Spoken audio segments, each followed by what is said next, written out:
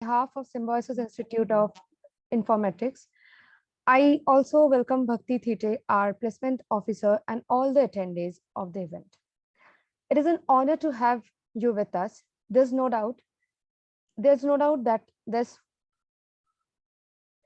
is going to be a wonderful session for all the students of SIG. Now I'd like to introduce Srivastava sir. With a strong passion for innovative technologies, Naman Srivastava sir has emerged as a lead expert in the realm of cloud computing and WebGIS solutions. His expertise and dedication have propelled him to the forefront of this dynamic and rapidly evolving fields. He was an intern in IRS Dehradun, also has experience in cybertech for over 3 years. He has also worked in Code Runner. He is working currently on GIS kernel technologies as project manager. So, sir, I would like to ask you that would you be comfortable in taking the questions in the middle of the session or at the end of the session? Yeah, it would be fine if they have any questions. If anyone has any questions during the presentation, that shouldn't be an issue for me. Okay, sir. So this note for the students that they can unmute themselves or else they can use the chat box for their queries and questions. Now I request Srivastava sir to enlighten us with his knowledge, wisdom, and experience over the field of WebGIS and cloud tech. Over to you, sir. Thank you, Ankita. Appreciate your comments on this. So as Ankita just explained, let me just share my screen.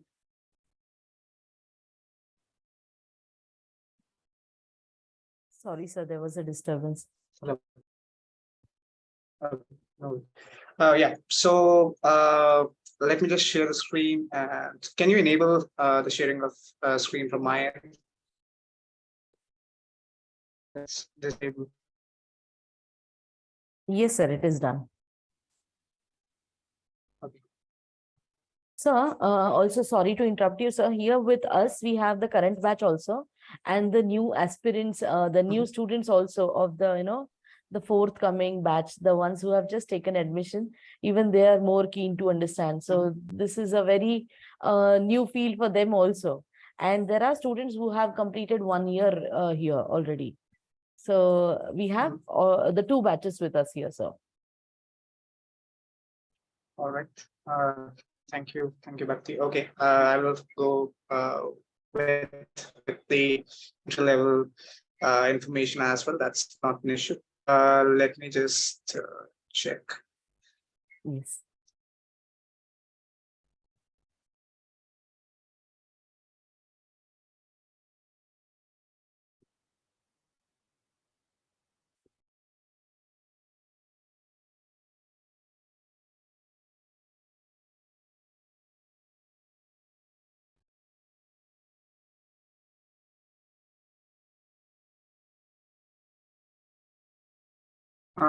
Is my screen visible?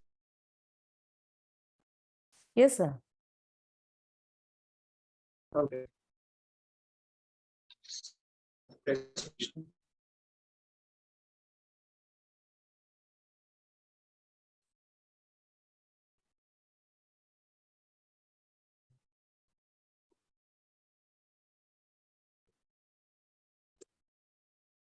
All right.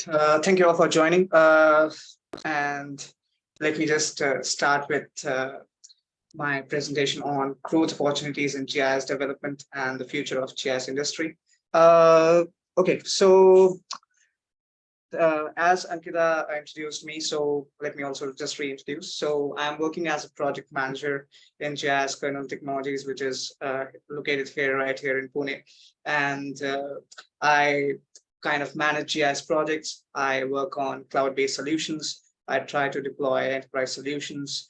So I'll explain what these things are, and what WebGIS is basically, what is basically GIS, and what are the different terminologies which we use in the field of GIS, as well as you'll get to know, okay, what might be the future, and what's going on currently in the industry, and all the other things which kind of compose of the GIS world.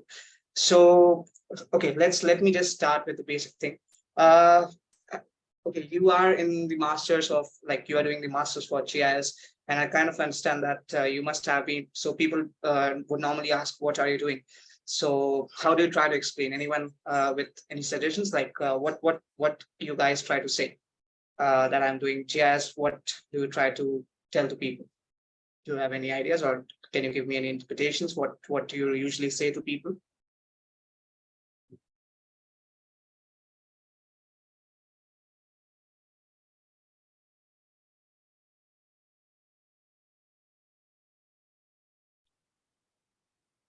Anyone of you can answer, like, how do you try to explain what GIS is to other people?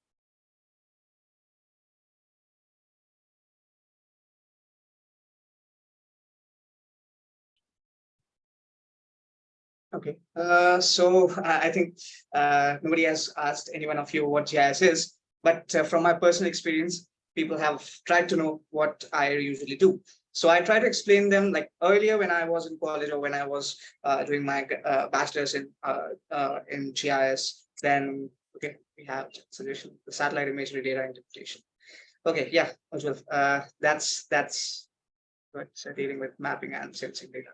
Okay, but would a normal person, like your parents or anyone who is not in the GIS industry, would they be? They will be able to understand, like, how I usually used to do it. I usually used to tell them that, okay, I have this mobile phone. You just go to the Google Maps application, and you see that maps and all the analysis, or all things. Those are the part of GIS.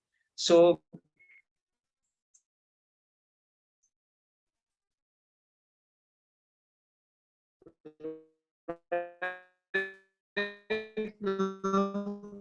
I kind of know that GIS is basically how you tell, like, if I want to tell to a 10-year-old, there is that you open up a map, see different things on the map, and you try to think, okay, this looks like that, and we have some kind of patterns, we have some kind of things which kind of are correlated to each other. That's what GIS is. We kind of find out those patterns on this map, and we kind of project that information as numbers, or as a presentation, or as a dashboard, or anything else. But yeah, moreover, I would say GIS has really shot up recently because of the COVID pandemic, because of that dashboard which Johns Hopkins University kind of presented. And that's why more of the people are kind of aware of what GIS is really. But again, so the basic terminology would say is we capture data, how we store it in any kind of in any kind of databases, then how we kind of manage it, either on cloud or either on ArcGIS, like if any software like ArcGIS, or open source software such as QGIS, or any kind of random softwares which are mapping enabled, and how you present. So again, GIS kind of compromise of these all those four things. Now, the basic thing, or the best thing about GIS is it's an industry of visualization. How you visualize your maps and how you present it is what people kind of understand. Nobody really wants to know what is going in the backend, or what is going in the background scenes. All the information, or all the thing, is what you visualize. So yeah, that's the basic thing about GIS. And I would say the more or the better you present, or the better you are able to express your maps, the more you are into, like, the more you are utilizing the softwares of GIS, or the technology of GIS. Other than that, it's exactly how other software work. Like, all the other softwares also work like this. You simply put in the data, you capture the data from the field, put in the data, and you present it. It's just, all of them are just random numbers, which doesn't look pleasing to your eyes. But here in the field of GIS, all you can do is present it. So that's a plus point for our technology and what we really show. And that's what makes it different from any other technology, which is similar to showing or presenting data.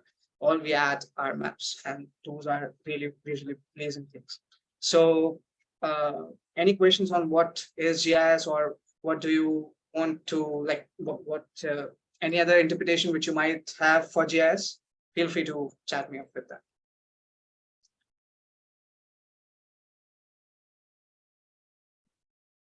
Okay, thanks.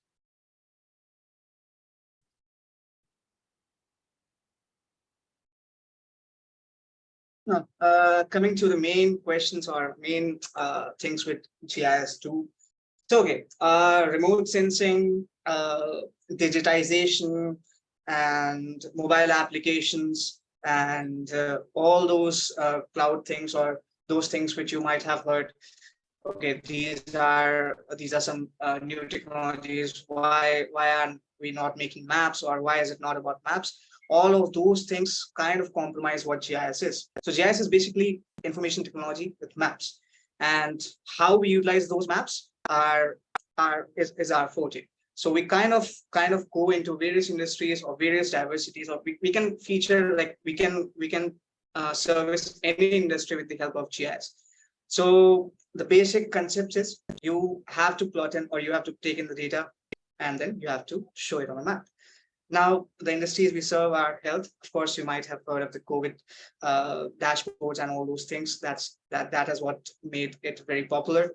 Next is the agriculture industry. I would say remote sensing guys, or if anyone of you who have been through remote sensing, uh, you might have known how we kind of fetch the data from those from the satellite data or kind of UAV imageries, and kind of present it on a map. For example, it's just a layman term. So the basic thing is you fetch the data from satellites, and you kind of provide some analysis. Okay, NDVI analysis. NDVI means that you are capturing the vegetative indices of those trees. For the ones who have just joined the GIS industry, like it is one of the basic analysis which we usually do in the field of agriculture, or how we like kind of get to know what is the soil moisture index and rainfall data, all those kind of things. We can present it on a map and then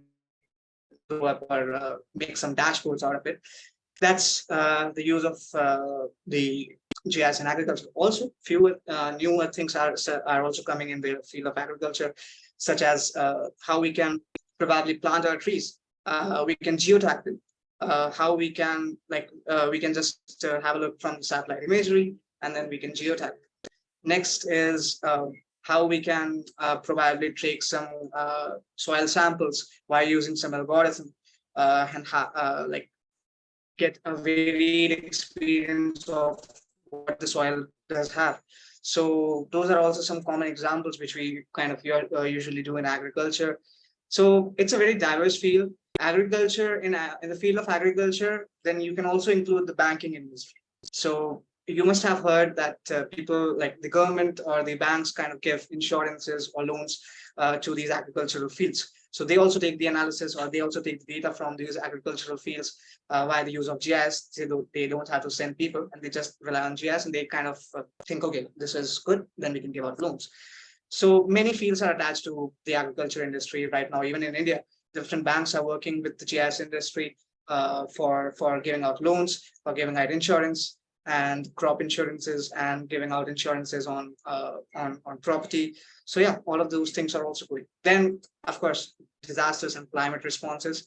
Of course, this was the basic thing which GIS was designed on. But of course, I'd like to tell you an interesting story. The first thing which was mapped, or which were the term for GIS was originated. Not even the term for GIS, but the use of maps for people information was done in New York in 1800s, when people just wanted to know, okay, how many people are getting diseases, and they kind of got the information, and they kind of drew it on the map, and they were able to finalize, okay, this is the area which has some kind of issues. So there are some articles I've attached it in the presentation deck, and I will also show you that what these things are going to do. So yeah, coming back to disaster and climate.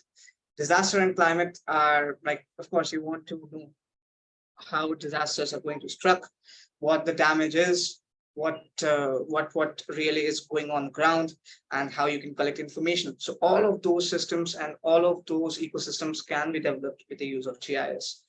I think it's just a broader term which I'm going to say, but I will show you how we kind of collect the data from the field, and how we kind of interpret, and how we kind of show utilities. So of course, the pipeline industry, the electrical industry, the transportation industry, all of these different industries are also dependent on GIS. So you can kind of like suppose as we started with Google Maps, all of those are dependent on GIS. Of course, Google doesn't share their API or they doesn't share their information with everyone. But all of these industries are also dependent on GIS, and we can probably service them and probably provide some insights. So these are the major categories which I've divided, like the industries. Of course, there are many categories, many industries which might not come in the slide, but of course, you can think of what you can service. For example, you can also service advertisement industry. It's just an example, an open air example. Like you can go with the advertisement industry and you can probably tell them where to provide their billboards, where people must be stuck, so you can increase their revenue.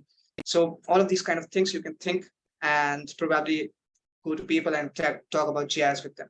So any kind of ideas or any kind of industries which you guys must have ventured or must have heard from, which you want to share your insights on, please feel free to ping, or you can even like say it on call. That's not an issue.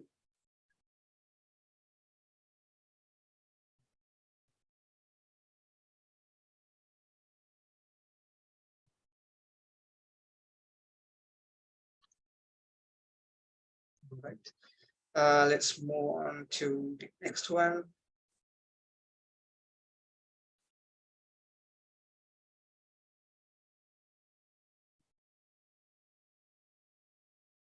Okay. So, okay, as the industry is thriving currently with different technologies. So initially, when I joined my college, or when I was doing my bachelor's, and I was just I didn't know anything regarding mobile applications. Like I of course knew my Google Maps. I of course knew like we can capture the data from surveys, but anything which was going behind the scenes, I of course didn't know, because I was in college. And similarly, you guys are also, you guys must, some of you might know, some of you might like wouldn't know, but these are the basic industry features, or how the industry is driving towards. So big data and advanced analytics. So cloud-based solutions, mobile GIS applications, Internet of all things integration. So what my forte is in the field of GIS are these four technologies. So I usually work on big data analytics. So anyone who have worked with any kind of big databases, or have you ever heard of big database? Anything regarding that? How you ingest the data on a big data database?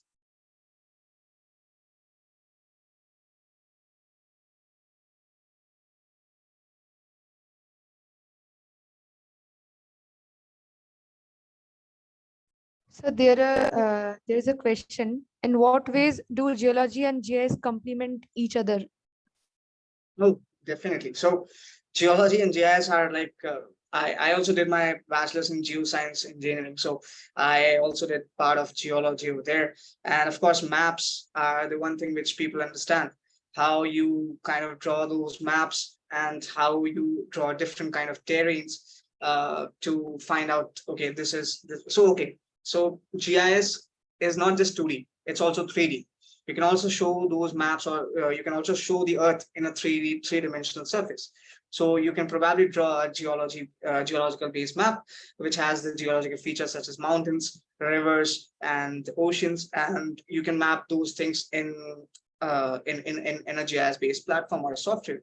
Also, what it will do is, probably you are, so suppose there is a downstream of a river, and you want to know, okay, people are living the downstream of a river, and there is an infestation in a river on the upstream side of things. So you want to know what is the source. So you can draw up a geological map of those rivers, or anything like that, and you can probably trace the source where that issue is coming from. Secondly, if you want, so see, I've also worked on things such as, if you guys must have heard of petroleum engineering or the drilling operations. You can also draw drilling operations on a GIS map. You can probably map those things, which will show you what is the geology of the earth, which will show you what the drilling patterns are, and so on. So open source or anything such as petroleum engineering or things which complement geology are definitely a plus point for GIS, because how we are going to show the earth is what really matters. People only understand those things. So chunk, you can sponge up that data and probably throw it around. So yeah, many features from geology would really it really works with GIS, and you can plot anything which is going on the earth. So yeah, so they are kind of correlated to each other. I hope that answers your question. Or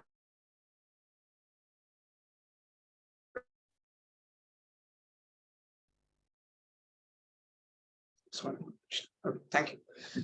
Okay, I think these things which I have mentioned are like kind of, since you guys are quite new to this technology, I think you might have not heard, or you might have just glanced upon it. But yeah, these are things which are really driving the GIS industry forward. So I would start with big data and advanced analytics. So suppose, see, there are millions of cars or millions of people who we want to geotag in a particular city. Geotag means we want to know their particular location, and they have given us that we can probably tag them. So how can we accept that, or how can we show that on the map? Okay, showing is that, but how can we analyze their data? So what we usually do is we usually use spatiotemporal data sets or big data sets. So big data sets are kind of data sets which which can ingest million point data. Normally, a normal database can only process 10,000 or 20,000 records at a time. But since people live in millions, or there are billions of people on the earth, we have to have a big database like big data database, so that it can ingest that amount of data and probably show us some insights. So big data and advanced analytics would really, so the thing is, it really analyzes your things which usually can take a month. It can do it in a day. That's the basic use of big data analytics. So it just reduces your time. It will show up the results on a map, which is really not possible with million point data, and it will really increase your processing speed. So that's what big data and advanced analytics is.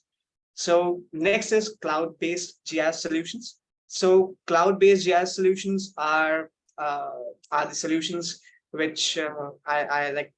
So suppose any application, if you have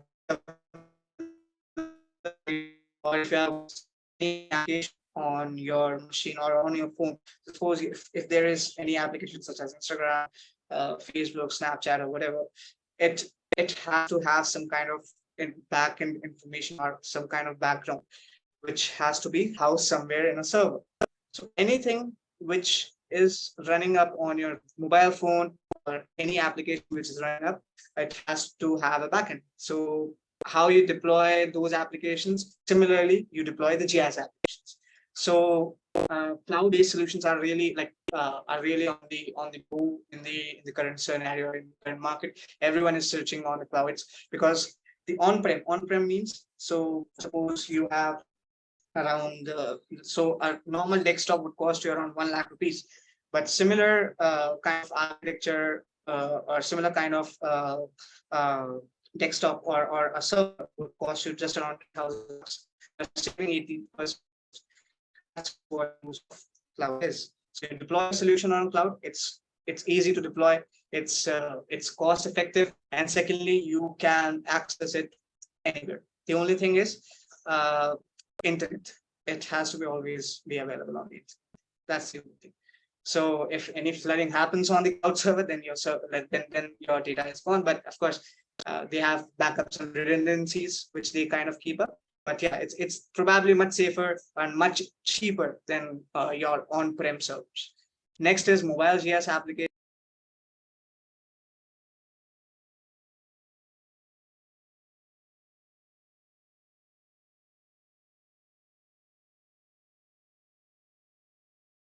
Uh, I'm sorry, I think I got disconnected. Let me just share my screen again.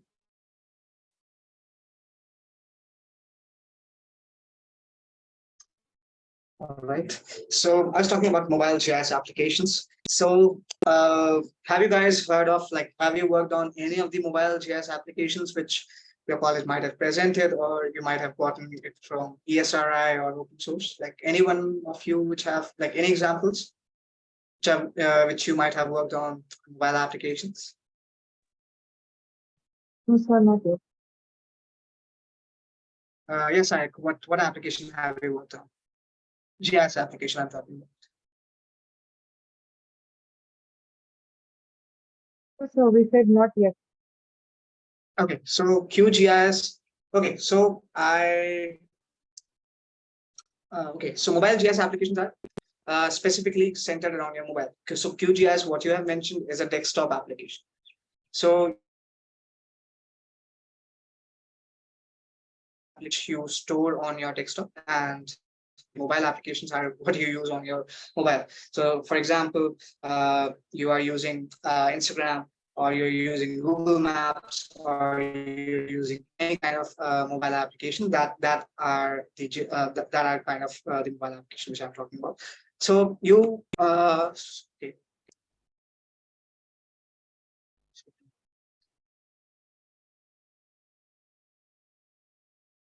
Okay.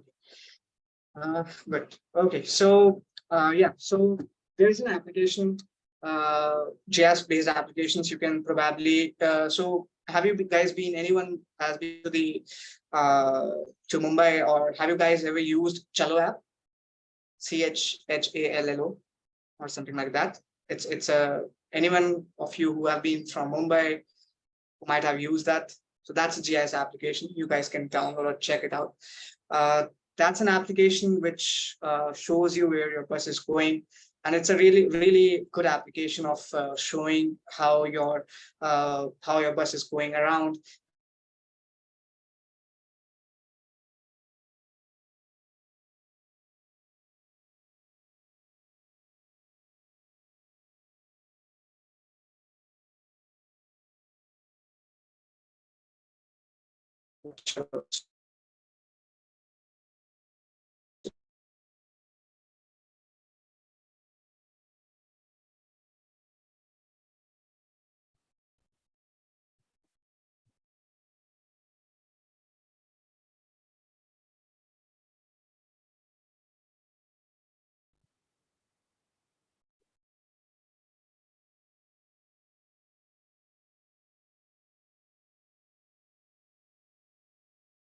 So this is a kind of GIS based application. It's not just a normal application. It just has GIS information.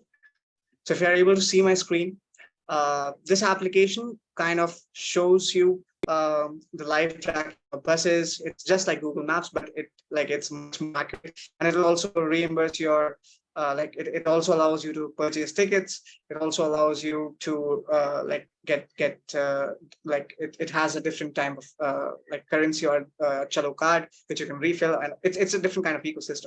But it will properly show you how your GIS apps are, or what is your basic infrastructure of a GIS app.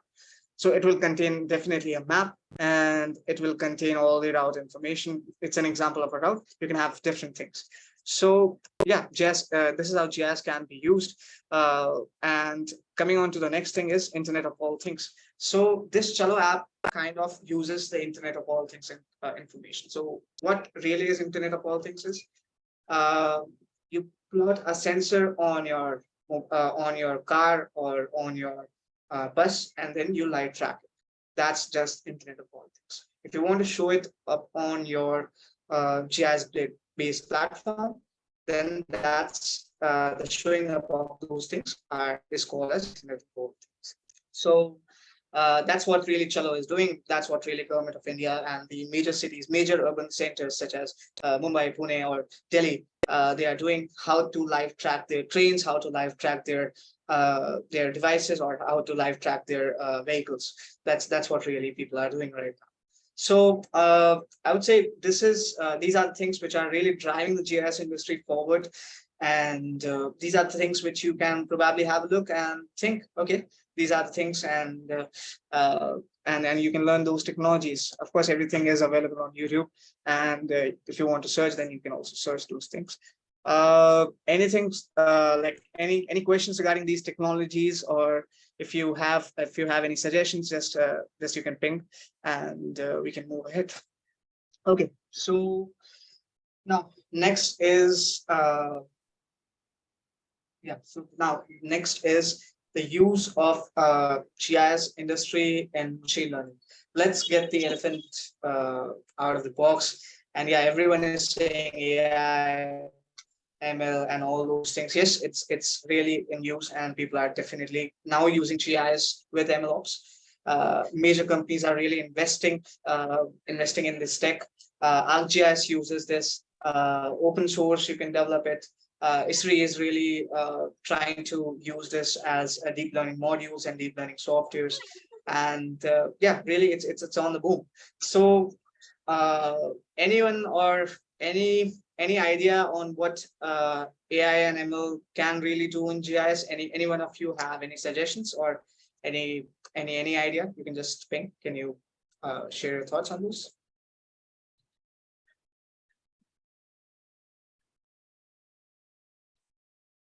Or anyone, if you have thought what really ML can really work with GIS, any ideas, suppose? Yes, sir. We can use machine learning to classify the data, or if you want to train the data for classification, like SVM. SVM is a type of machine learning algorithm. Okay. Okay. So again, you can do that thing, but what's the use? What's the end use?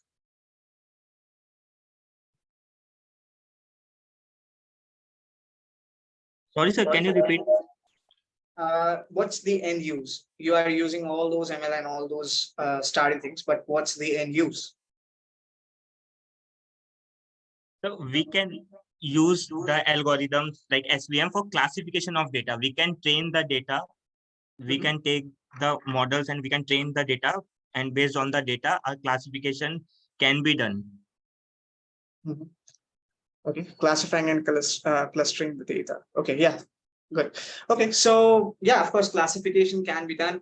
And then we can probably, the end thing is how you can interpret where your data is. So on the right hand side of the screen, you can see that there is a dashboard which I worked on.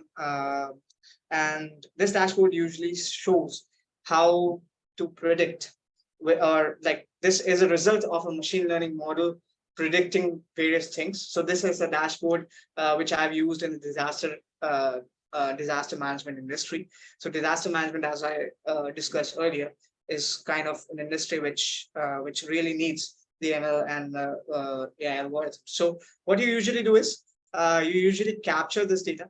You usually can, as he pinpointed, that you can do the classification. Then you do the classification. Then you detect the objects. So that object, when it is detected, you can find out, okay, you have to get there and capture that thing, or you can probably save that thing from there. So in doing those ML and all those things, what really we need to do is we have to prepare lots and lots of training data. So training data is itself is a very, like, it's a very huge field, and it's really a kind of it's really kind of a huge domain. So you kind of train data, you then kind of train a model, and then you use that model to predict analysis. So prediction is what machine learning and AI will do. So anything which you want to predict, you can use AI and ML. Any one of you have heard of SAM, segmentation, or segment anything model? Have you heard of that? Yes, sir. SAM by Meta. Yeah, SAM by Meta. So SAM by Meta is exactly ML. It's an ML model. It will give you the use, or like you can probably use it on a GIS satellite imagery, and you can probably detect anything which you want to detect. So suppose you have a data of a pre-flood. So suppose a flood came, and you have a satellite data of pre-flood and after the flood, what happened. You can probably use SAM, and those images then can be filtered and then can give you information. And then you can probably run some scripts and find out different information and all those things.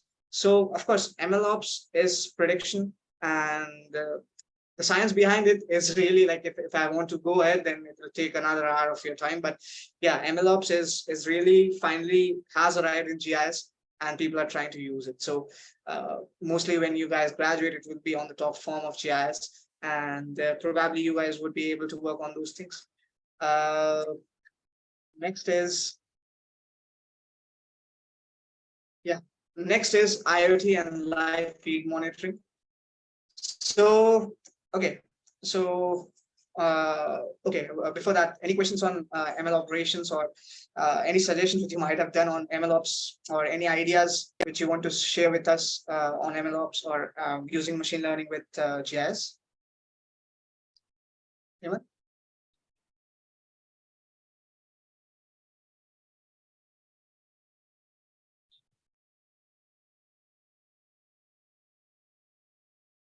Right. So yeah, next is GIS industry with IoT and live feed monitoring. Yeah, so this is what I really talked about. So it's in the present, it's also in the present, and it's also the future. So IoTs. So suppose I already explained you the Chalo app. The Chalo app is kind of an IoT and live feed monitoring application, in which you can ingest millions of points of data and probably throw it around the map and show a kind of dashboard, which you can see it on the right hand side of the screen. This is the architecture which usually is of about IoT based systems. I know it might be different, like you might not be able to understand those things, but it's fine, because you have to understand the concepts, why we are trying to use the IoT with GIS, so that we can probably find some analysis on a map and see, okay, there is a congregation of people which are stuck over there, or stuck on any place, and then we can probably find out a few things over there. So so IoT and live feed monitoring is really one of the techs which are in the boom, and which will definitely be in the boom. And examples such as bus monitoring, or you can, if you want to map your ships, suppose there is a shipping lane, you want to monitor those ships, then you can use IoTs. If you want to map people, then you can use IoTs. All of these things. If you want to map your taxis, or if you have a transport business, you want to map your trucks, you can use your IoTs. Then everything which moves, we can use it as an IoT. Or everything which even doesn't move, and you don't want it to move, can be also used as IoT. For example, in your home appliances, you can use it as an IoT, and probably prevent it from getting stolen. So yeah, that's what you can use it as IoT, and then you can integrate it on a map, so you can find analysis. So yeah, that's the use of IoT with GIS. Next is the use of 5G technology. So yeah, of course, 5G has finally came in India, and Geo and other things have offered their 5G services. I've also used 5G internet, but it's not that fast. People are claiming that it's 200 Mbps or whatever the speed is. But yeah, but of course, once there is a bandwidth for 5G, it will drastically improve the use of data collection or data streaming. So if you want to stream a data, or if you want to know where the live feeds are, of course, 5G is much faster than 4G. So you can track your things, or track your buses, or track your appliances at an even faster rate. Then you can process your images, or process your data at an even faster rate with the use of 5G. So most of the things which are working, suppose at 10 Mbps, would speed up 20 times and would be available in a nanosecond. So you can use those kind of things, and that would really affect GIS. So this is a kind of ecosystem which I'm showing up on the screen, which you can really think of about that. You can use your smart wearables and probably track your thing on a mobile GIS app. Then probably car-to-car communication, utility management, like much more livelier information, or much more crisper information would be available by the use of 5G. Next is the use of augmented reality and virtual reality. So have any one of you heard of AR and VR? Any ideas on that?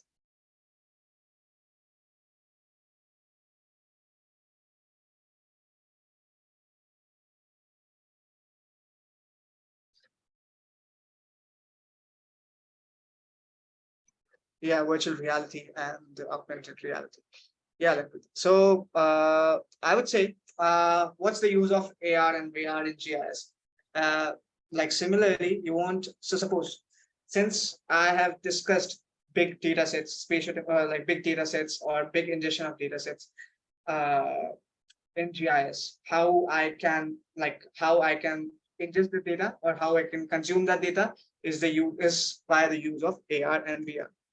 So what you can really do is you can implement these systems of AR and VR, and probably, so you must have seen that in the US or even on your LinkedIn or Instagram feeds, that people are like, we are detecting the live traffic. That live traffic, how it is getting detected, it's via the use of AR and VR. So, and the analysis or the plotting of that data on a map is what will come in the field of GIS. So suppose you want to know that how many cars passed at a particular location, and you want to know its location as well as the number of cars, then you will use like you can use the feed from there, use your 5G technology, then kind of build it up on your map and you can show it up. So these are all different use cases, or these are different kind of things which are really going on, and people are really working on these things as well. So once, like when you are in the market, you will get to know, okay, the people are also working on these things, and it's not just only about digitizing, it's also about how we can display the information. It's also about how we can develop different apps and how we can deploy them. So yes, it's all about that ecosystem, which is like in any software. So okay, so you guys got the point, like what really is, and how these technologies, these four are the basic technologies which GIS and whole of the world is kind of moving towards. And all we can think is that what use cases we can develop towards, or what are the things which we can go towards, and probably. So of course, now you got the things that what will be coming up, and how you'll be going forward with the GIS industry. But of course, you need to have skills. So any of you, like I listed a few skills, any of you who have done, who has any knowledge of these skills, or has, have you worked on these skills? Or have you ever checked out these skills? Yes, sir. Am I So audible, sir? yeah, you're audible. Yes, sir. We have already worked with this Python, R, and SQL and special databases in our first sem and second sem. So Mhm. now currently we are working with the PostgreSQL. So it has already been like taught to us about all these things. So what do you like about these things? Like, did Sorry, you sir? like any of these things, or do you like making maps? What do you like? No, sir. From Python, actually, I like Python and also the SQL databases, which is we are in our PostgreSQL phase now, like the advanced phase. Mhm. So more than R, I like Python and SQL and special databases. Mhm. So Not only did you? visualization. Go ahead. Go ahead. Go ahead. No, sir, it's okay. Okay. Yeah, not only visualization, but yeah, of course, how we prepare the data. So once you enter the industry, okay, sure. Python and ArcGIS course. Okay, Ujjwal. So okay, so I think you guys are well versed with these technologies. So anything which you want to do in GIS would be based on these few things. So as I mentioned, you capture the data from a mobile application. You kind of manage it on a database. You have already worked with spatial databases such as SQL, PostgreSQL, Oracle, or anything else. any work, any kind of database will work. Of course, when you will enter the industry, you will kind of get to know what are the different databases as well. Then you have to run some analysis via Python, or you can go out with the out of the box tools such as buffer, intersect, merge, or split, or those different kind of tools. So those are all based on Python and JavaScript, and what is working on the back end, you're kind of learning it right now. Then once you are able to run those tools, you kind of have to visualize those. So then finally, after doing all those things, it will come to those maps. So it's just a process. What you have been going through, you are learning what really is required in the industry. Like these are the basic skills. Any like you have to know, like in any industry or in any software, these are the basic things. You develop your data structures from the database, then you kind of run the models, and then you kind of first of all you collect the data, and then you kind of run your models, and then you display it. That's the basic inside of any industry. So okay, that's great. Any other things which you guys might have done aside from these things which I have mentioned, or anything which you are interested, or if you have any ideas, you can also share that okay, you are going with a different path, then you can also share that you can use GIS with. So I do have one question. As I worked with 5G line of sight analysis, so currently I'm trying to work with beyond 5G, like the race model, race technology, which has already been in train now. So how can REACE solve the issues of the areas which are not getting covered by the range? So can you, sir, please explain this? Or for like site suitability, if we want to set up the REACE model there, so what can be done? What will be the parameters we could take from here, gather from here? Okay, so that's a good question, but I would say I am not like I have not worked with REACE as of now, or I'm not that aware of the model or the augmentation which you are trying to work on.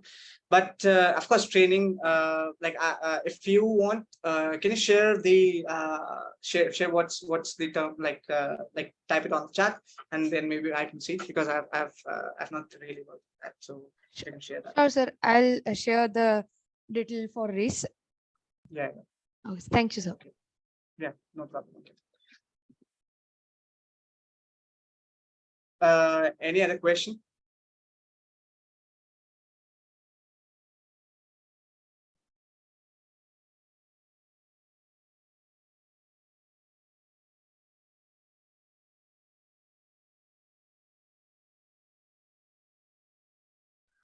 Students, if you have any questions or queries, feel free to ask, sir.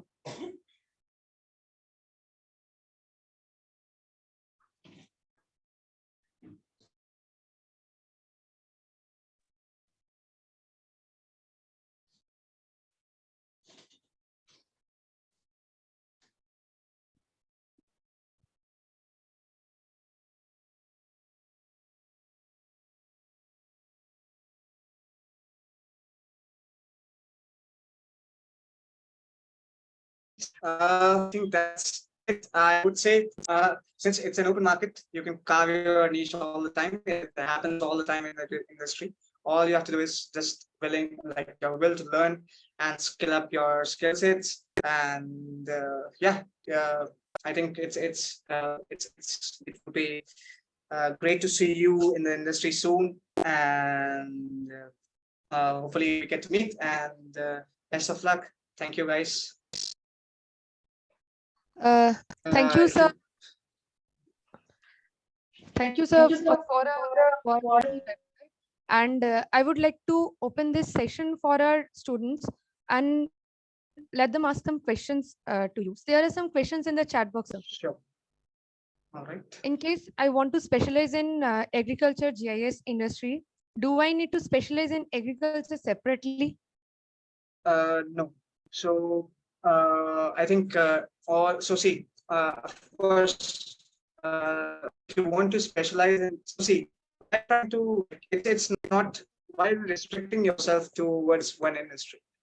you can work on different industries and be a specialist in GIS. It's not really like if you want. So see, GIS is just the mapping of agriculture. Like it's just the mapping. You have to go with the drones and you have to go with the other things such as satellite data interpretation and satellite data capturing and all those things.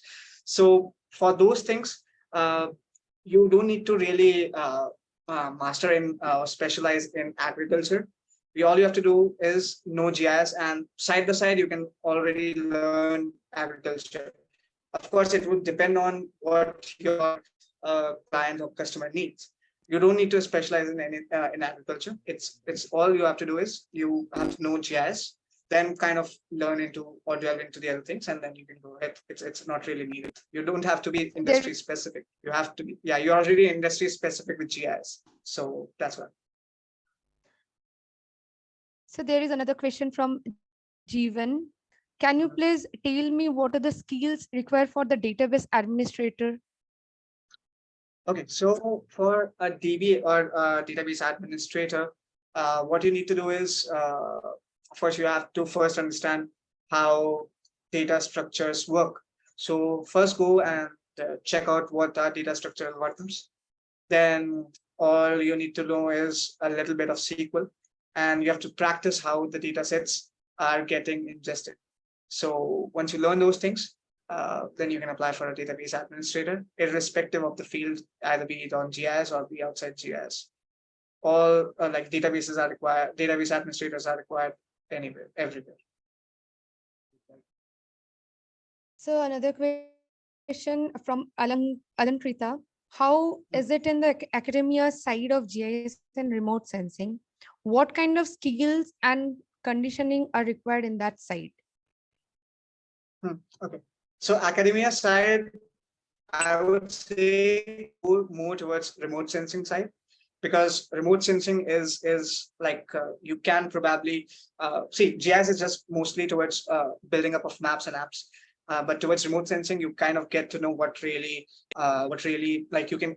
So all these machine learning algorithms and all those things will be of help when you use remote sensing.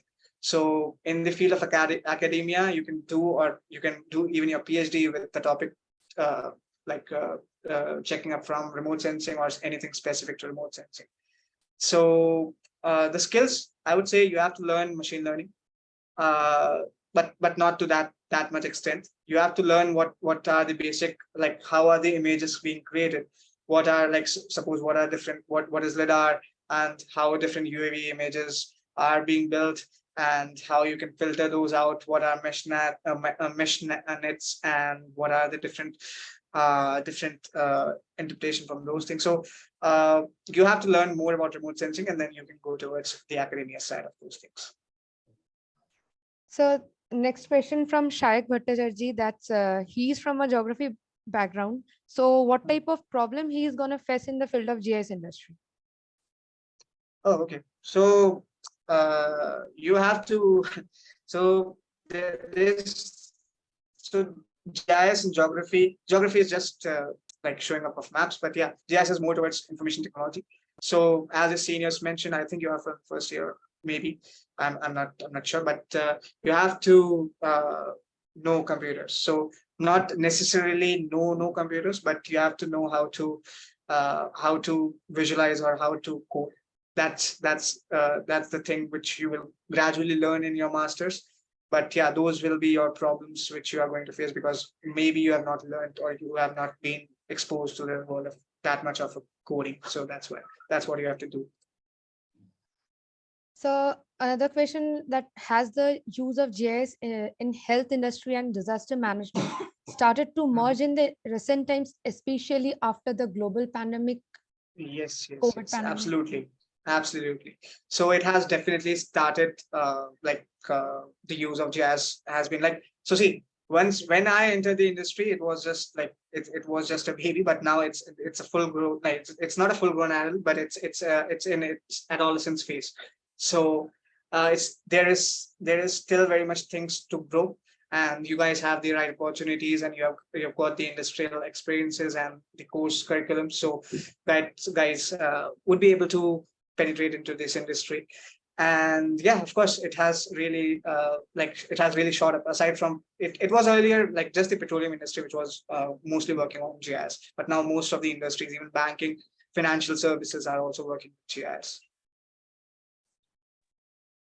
Good afternoon, sir. Bye-bye. Since we learned from your introduction that you worked with Cybertech for 3 long years, so can you give us some insights about your experience with Cybertech, since Cybertech is a major recruiter? So like it would help us to know like what the things we could prepare for the placements, and what are the things Cybertech provides with. Yeah, okay. Okay, Dibanjali. So yeah, Cybertech, I would say it is a great organization. You will get to know. So see, it's everything what ESRI will teach you. Everything which is related to ESRI, you will get to know. And of course, even at the end, it will depend on you what you're trying to learn. So irrespective of any organization, you have to find your things which you really like and then probably move towards it. But yeah, Cybertech is a great organization. You will be you'll be glad to learn, and you will be able to learn everything from the history side of GIS. Thank you, sir. So since there are no more questions in the chat box, okay. Hello. Even another question, sir. You're No, not audible. Can you speak there? I have a question. Mhm. I just explained in the first that in advertising field also we have some chances to do, but for now only we have some core companies in our mind, and we are just and with some of our companies we know. But if you can convey something about advertising company, it would be very good. Can you it was not that audible. Can you just go ahead again? I really can't really. Can you just type it up? I wanted to ask that how do we GIS students have opportunities in advertising field, as we don't know about this field for now as a freshers. Okay, so see, from what I was trying to tell is, you can visualize or you can explore your ideas how you can integrate with different technology. It was just an example. Okay, that's so there are I'll just again go with the example. So there are billboards when you pass through the road, and once you pass through the road, you see those billboards and you see a particular fixed ad. So now you have that ad, and once or so suppose you must be using Instagram or any kind of social apps. So they kind of specializes in the apps or in the ads which are kind of user specific.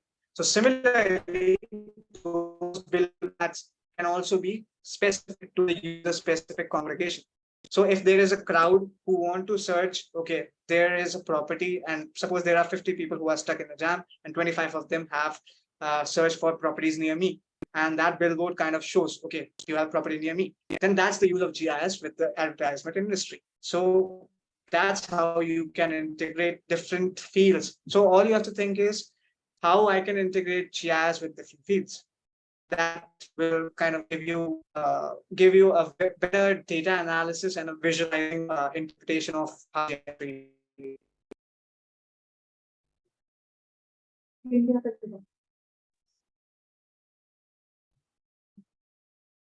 Provide some company's name of advertisement would be good. what can I provide some?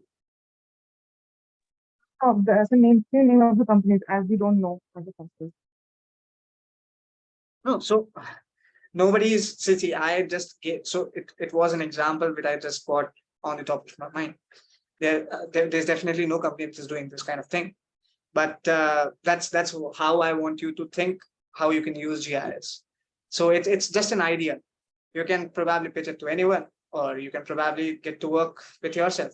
That's what I'm trying to say. Nobody's trying to nobody is trying to working into this, but you can probably think that okay, you can probably think like that.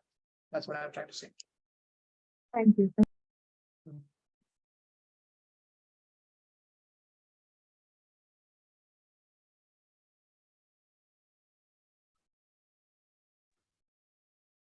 So there's another question from Apurva Chaudhary. If we want to work in public policy making with the GIS degree, what are the experiences which are required to enter into policy making? Okay, so for public policy and for working with the government, I would say, of course, you have the masters. That's fine. Then you have to see this NABARD and various different organizations which come under the Information Department of Government of India. You have to have at least like first of all, you can go with either two ways. You can go with a master's or so you guys have the masters, so you can go with the gate one. So you guys also have like it's a gate is also available in GIS, and then you have to look out for government based let's say jobs. Or other way which you can go with is you have to first work in the corporate world and then probably create some networking and then go into the government jobs. But that is a different minefield, and of course you have to work for some time in corporate world, then only. But your masters should be sufficient in most of the government based scenarios.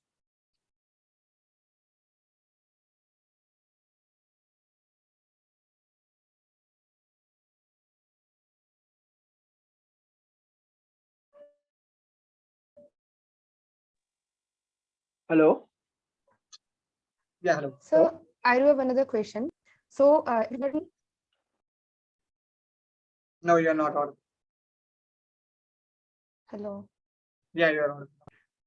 So I have a question that for India there is no there is no availability of the LIDAR data. So we are working with LIDAR data for outside of India like USA, Manhattan area and all. So for India, if you want to work with LIDAR data types and something, can you suggest that what can be other thing which can work Sentinel. like LIDAR? Sentinel. Just go with Sentinel. Otherwise, you have to buy. There is Yeah. no the government of India. The government of India doesn't provide the data, so you have to buy or go with Sentinel. But that wouldn't really work. But yeah, you have to buy. But sir, the Sentinel data is only 10 meter, right? Yeah, that's how I told that it won't work.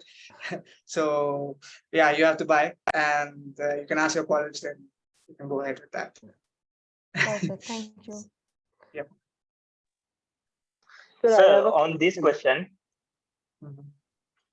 sir, as you mentioned that the LiDAR data is not available, but we can use the drone data and we can generate point clouds using the high resolution data. Mhm. So can you give us more insight about that, using the drone data to generate point cloud data, and which we can like LiDAR is not available and it is very costly. Mhm. So how can the drone data with high resolution can help us in generating point cloud data? And in her case, like LiDAR data is not available for 5G. Thank you, sir. Okay, so really the thing is you can what you can do is so the data which you have with drones, is it a UAV type of data? So of course that have to be checked out whether it's a UAV kind of data or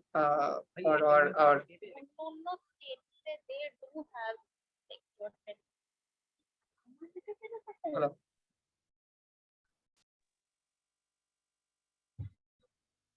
Hello. Yes, sir, you are audible. No, I was not able to hear what someone said. So I Okay, think so mistakenly someone's mic was on. okay.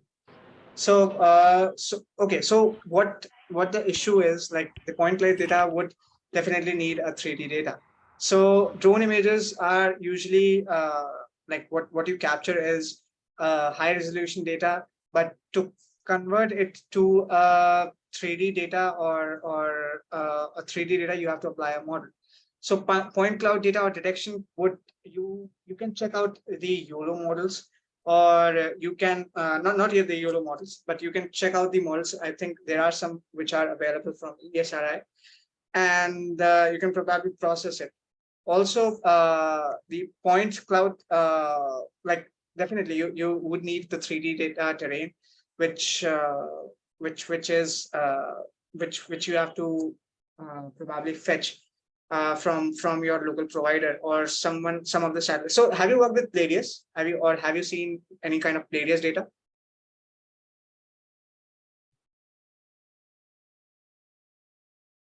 No, no. So you can check out the Palladius data and probably check out a 3D data representation from it, and then probably process it with your drone based data. But of course, simply using the drone based data wouldn't really work for point cloud images.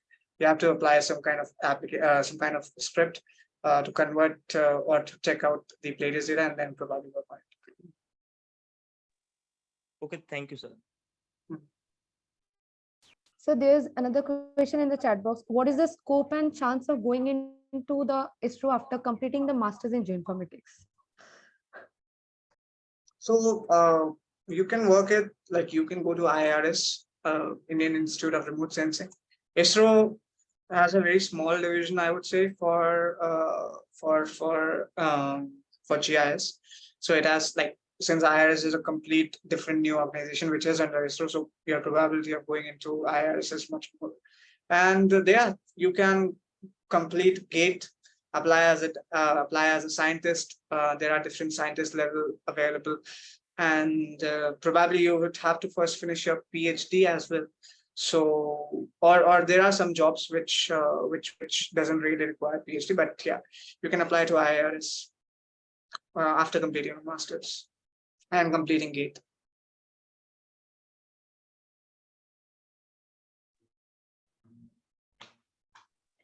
Sir, I have a question for you.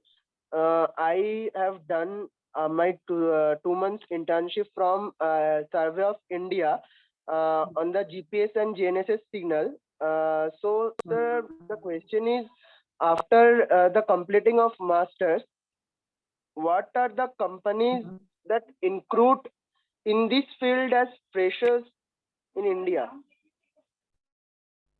Okay, so you like field surveys, or do you want to work in the field of GIS, or do you want to go into the field? No, sir. I want to work on the field of remote sensing, not exactly GIS. So, sir, I actually work on GPS and GNSS signals over 2 month project research. So I want to continue that research also.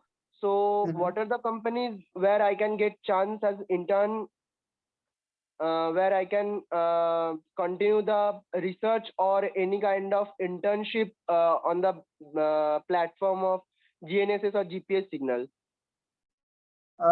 Okay, so many companies kind of take data collection based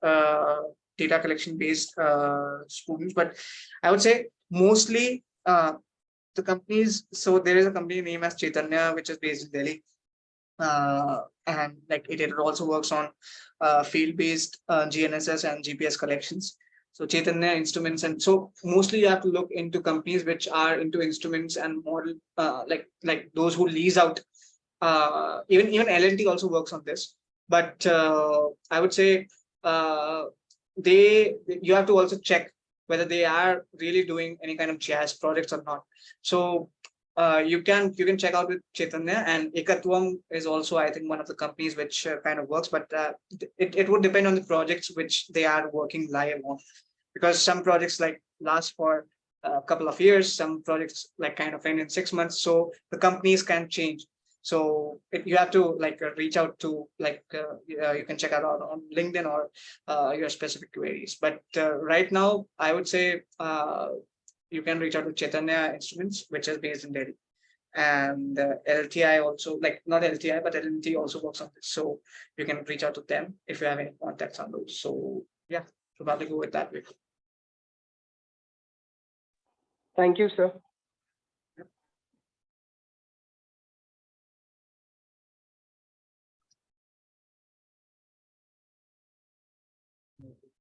If anyone has any questions, feel free to ask, sir.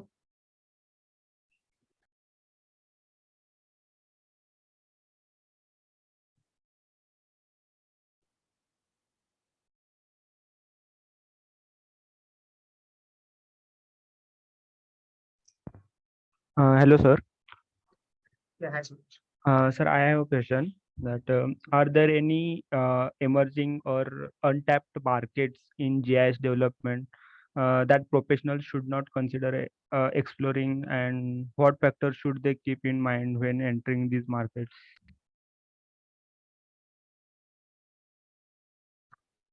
Okay, so see, as you have been hearing my session, so during my session, I told you that we are still in the early phases. So you cannot rule out any of the industries which are which are really like, so see, there are potential industries which GIS can work with, and there are existing industries which GIS is working on. But I don't think so. Aside, like, there is no industry which GIS cannot tap on. There are like any kind of industry GIS can work on. All you have to do is visualize or think how you can go. So if there is a requirement, then you can go ahead. If there isn't, then that's fine. Okay, sir. Thank you. So there's another question, that is there any scope at Kolkata after completing MSc in the field of GIS? Okay, so I'm not from Kolkata, but I think there are few companies. But first, you have to get to know, or you have to know different technologies before applying to those companies. There are definitely companies. I think there is a new, there is a new campus for Infosys, which has just opened up in Kolkata, and most of your your peers might come from Kolkata, so you guys can apply. But of course, they require some kind of, I would say, Yes, experience. sir. But there is a company like Kentrix and Cybertech has also newly just opened their offices in Kolkata. Yeah, So they can join that companies after completing MSc. yeah, of course, that would depend on how you, how you scale up. But yeah.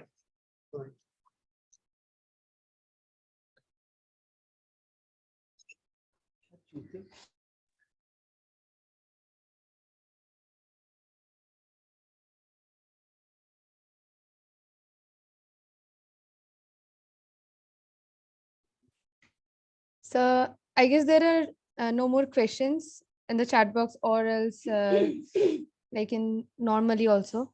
So it was an very much interactive and informative session.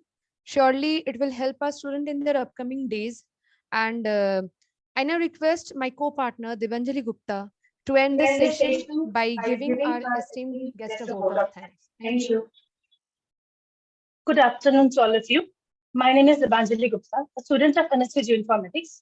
On behalf of Symbiosis Institute of Geoinformatics, it's my privilege and honor to deliver this vote of thanks to our esteemed guest speaker, Mr. Naman Srivastava, for his standing webinar on growth opportunities. His comprehensive knowledge and experience in this particular industry have undoubtedly enriched our understanding about the demands of the geospatial industry, the immense growth prospects, and provided us with valuable guidance to excel in the field. I would like to express my sincere appreciation to our dedicated placement officer and the entire placement team for their efforts. Last but not the least, I would like to express my sincere gratitude to all the participants who actively attended the webinar and contributed to its success and made this event more interactive. Once again, thank you to all for being a part of this enriching webinar. Thank you.